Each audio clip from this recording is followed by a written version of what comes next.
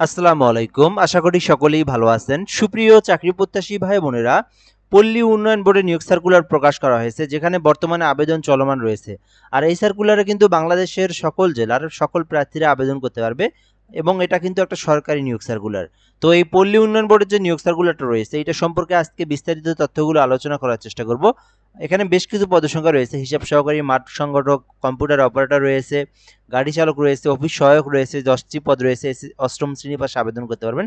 এছাড়াও ক্লিনার পদ রয়েছে। তো এই সার্কুলার আবেদনের শিক্ষাগত যোগ্যতা, পদের নাম, বেতন স্কেল, কিভাবে আবেদন করবেন, সকল প্রসেসটা আমি আপনাদেরকে দেখাই দেবো। তো সম্পূর্ণ ভিডিওটা দেখলেই আপনারা সকল কিছু জানতে পারবেন। আর আমাদের চ্যানেলে যারা নতুন আছেন, এই চ্যানেলে যারা ভিডিওটা নতুন দেখতেছেন, অবশ্যই সাবস্ক্রাইব করে রাখবেন। বাংলাদেশের সকল সরকারি নিয়োগ সার্কুলার আপনি এই চ্যানেলের মাধ্যমে জানতে পারবেন।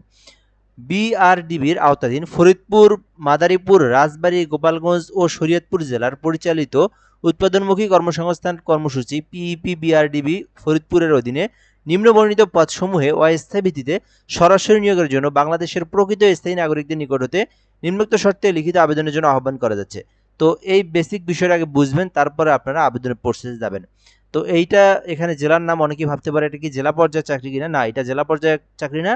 এখানে বলাই হয়েছে যে বাংলাদেশের প্রকৃত সকল নাগরিকেরাই আবেদন করতে পারবে, ঠিক আছে, সবার জন্য এই নিয়োগ সার্কুলার। কিন্তু এই যে প্রতিষ্ঠান, যেটা নির্বাহী পরিচালক কার্যালয় ফরিদপুর, এই প্রতিষ্ঠানটা হচ্ছে আপনার ফরিদপুর, মাদারীপুর, রাজবাড়ী, গোপালগঞ্জ, শরীয়তপুর জেলায় পরিচালিত হয়ে থাকে এই প্রতিষ্ঠানের কাজকর্মগুলো। সেই হিসেবে এখানে আপনার সেই জেলার নামগুলো দেওয়া হয়েছে এখানে। বাট এটাতে সকল জেলার সকল প্রার্থীরা আবেদন করতে পারবে। তো এখানে 1 নম্বর পদের নাম রয়েছে হিসাব সহকারী, যেখানে মোট 5টি পদ রয়েছে 13 গ্রেডের।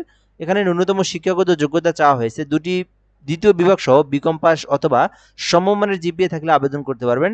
পাশাপাশি কম্পিউটার সম্পর্কে বেসিক দক্ষতাগুলো আপনার জানা থাকতে হবে, যেমন MS Word, Excel, PowerPoint সম্পর্কে বেসিক নলেজ জানা থাকলে আবেদন করা যাবে।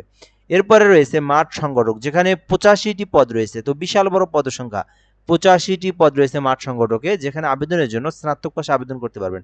অর্থাৎ আপনি যদি অনার্স পাস করে থাকেন অথবা আপনি যদি ডিগ্রি পাস করেন, তাহলে আপনি মাঠ সংগঠক পদে আবেদন করতে পারবেন। বিশাল বড় পদসংখ্যা। অবশ্যই যারা অনার্স ডিগ্রি পাস করেছেন এই মাঠ সংগঠক পদে আবেদন করার চেষ্টা করবেন, ঠিক আছে। এটা কিন্তু 14 গ্রেডের নিয়োগ দেওয়া হবে। 3 নম্বর পদের নাম হয়েছে 3 নম্বর পদের নাম, সেটা হচ্ছে নিম্নমান সহকারী কাম কম্পিউটার, যেটাকে কিন্তু আমরা কম্পিউটার অপারেটর নামে চিনে থাকি। তো এটা কিন্তু 16 গ্রেডের, মোট 60টি পদ রয়েছে। তো এই সার্কুলারে আবেদন করার জন্য আপনার শিক্ষাগত যোগ্যতা প্রয়োজন, অর্থাৎ কম্পিউটার অপারেটরে এইটাতে আপনার শিক্ষাগত প্রয়োজন এইচএসসি পাস। এইচএসসি পাশে আপনারা আবেদন করতে পারবেন। Computer, MS Word, Excel, Windows ইত্যাদি সম্পর্কে আপনার বেসিক যে ধারণাগুলো রয়েছে, বেসিক যে জিনিসগুলো রয়েছে, এগুলো আপনার জানা থাকলে আপনি অ্যাপ্লিকেশন করতে পারবেন নিম্নমান সহকারী কম্পিউটার এলডিএতে, ঠিক আছে। এরপরে রয়েছে গাড়ি চালক, যেখানে কিন্তু মোট 2টি পদ রয়েছে। তো আপনার যদি একটা বৈধ ড্রাইভিং লাইসেন্স থাকে এবং আপনি যদি শুধুমাত্র অষ্টম শ্রেণী হয়ে পাস করে থাকেন, তাহলে আপনি গাড়ি চালক পদে আবেদন করতে পারবেন। এছাড়া অফিস সহায়ক রয়েছে, মোট 10টি পদ রয়েছে। শুধুমাত্র অষ্টম শ্রেণী পাস থাকলে আবেদন করতে পারবেন। এছাড়াও ক্লিনার পদ রয়েছে, শুধুমাত্র অষ্টম শ্রেণী থাকলে আপনারা ক্লিনার পদে আবেদন করতে পারবেন। তো এই সার্কুলারে আপনার শিক্ষাগত যোগ্যতা অনুযায়ী আপনি আবেদন করতে পারেন, যেটাতে আপনার ইচ্ছা সেটাতে আপনি আবেদন করতে পারবেন। সো এর পরবর্তী স্টেপ দেখবো আমরা আবেদনের যে বিষয়গুলো রয়েছে, কিভাবে আবেদন করবেন, আবেদনের প্রসেসটা কি। তো এটা কিন্তু অনলাইনে আবেদন না, এই আবেদনটা কিন্তু আপনাকে অফলাইনে করতে হবে। তো এখানে বেশ কিছু ডকুমেন্টের নাম রয়েছে, এই ডকুমেন্টগুলো আপনাকে পাঠিয়ে দিতে হবে। তো এখানে বলা হয়েছে যে প্রথমে আপনাকে একটা জীবন বৃত্তান্ত লিখতে হবে, যেটা এখানে আপনার প্রথমে নাম, পিতার নাম, তারপরে আপনার মাতার নাম, জাতীয় পরিচয়পত্রের যে নম্বরটা এটা, তারপরে আপনার স্থায়ী ঠিকানা, ফুল স্থায়ী ঠিকানা, যেমন গ্রামের নাম, পোস্ট অফিস, উপজেলা, জেলা, পোস্ট কোড, এই বিষয়গুলো। দেন আপনার বর্তমান ঠিকানাটা দিবেন। এরপরে জন্ম তারিখ লাগবে, জাতীয়তা লাগবে, তারপরে আপনার বয়স, যেটা সেই বয়সটা আপনি এখানে বের করে আপনি লিখে দিবেন। শিক্ষাগত যোগ্যতা, অভিজ্ঞতা যদি থাকে ওইটা দিবেন আপনি। এবং আপনাকে একটা পে অর্ডার, এখানে আবেদন করার জন্য যে সরকারি যে পে, যেটা সরকারি ট্রেড অনুযায়ী যে টাকাটা পেমেন্ট করতে হয়, সেই টাকার একটা ব্যাংক ড্রাফট লাগবে। দেন আপনার কিন্তু মোবাইল নাম্বার ইত্যাদি সহ সকল ডকুমেন্ট নিয়ে আপনাকে একটা জীবন বৃত্তান্ত তৈরি করতে হবে। দেন আপনার কিছু ডকুমেন্ট রয়েছে, এই ডকুমেন্টগুলো আপনাকে সংগ্রহ করে ফটোকপি করে সত্যায়িত করে এই ঠিকানায় পাঠিয়ে দিতে হবে। কোন ঠিকানায়? নির্বাহী পরিচালক, উৎপাদনমুখী কর্মসংস্থান কর্মসূচি, পিইপি, সদর দপ্তর, ফরিদপুর। এই যে ঠিকানা রয়েছে এই ঠিকানায় আপনাকে পাঠিয়ে দিতে হবে, ঠিক আছে। তাহলে আপনার আবেদনটা হবে। কিভাবে পাঠাবেন এবং কি কি ডকুমেন্ট, যেমন আপনার 3 কপি ছবি, পাসপোর্ট সাইজের ছবি, সকল শিক্ষাগত যোগ্যতা সনদপত্রের ফটোকপি, আবার আপনার কম্পিউটারের জ্ঞান সংক্রান্ত সনদপত্রের ফটোকপি যদি থাকে সেক্ষেত্রে দিবেন।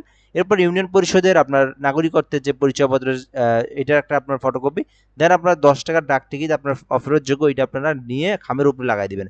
তো সকল তথ্যগুলো এবং জীবন বৃত্তান্ত এক জায়গায় করে ফটোকপি করে সত্যায়িত করে আপনাকে কিন্তু পাঠায় দিতে হবে এই যে এই নির্বাহী পরিচালক উৎপাদনমুখী কর্মসংস্থান পিইপি।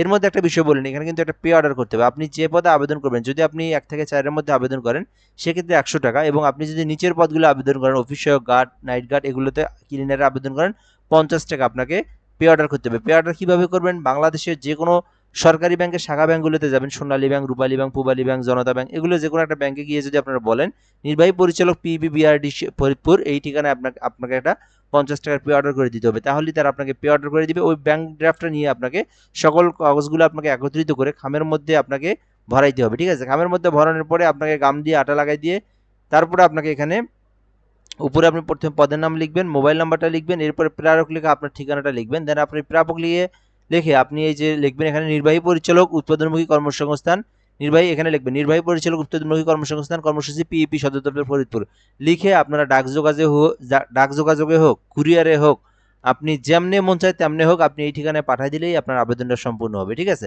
তো আশা করি আপনারা এই সার্কুলার নিয়ে বুঝতে পেরেছেন। যারা বুঝতে পেরেছেন আবেদন করবেন। আর যদি কোনো কিছু না বুঝে থাকেন কমেন্টে আপনি বলে যেতে পারেন, ইনশাআল্লাহ আমরা রিপ্লাই দিয়ে জানিয়ে দেবো। তো ভিডিওটা এই পর্যন্তই। ধন্যবাদ, ভালো থাকবেন। আসসালামু আলাইকুম।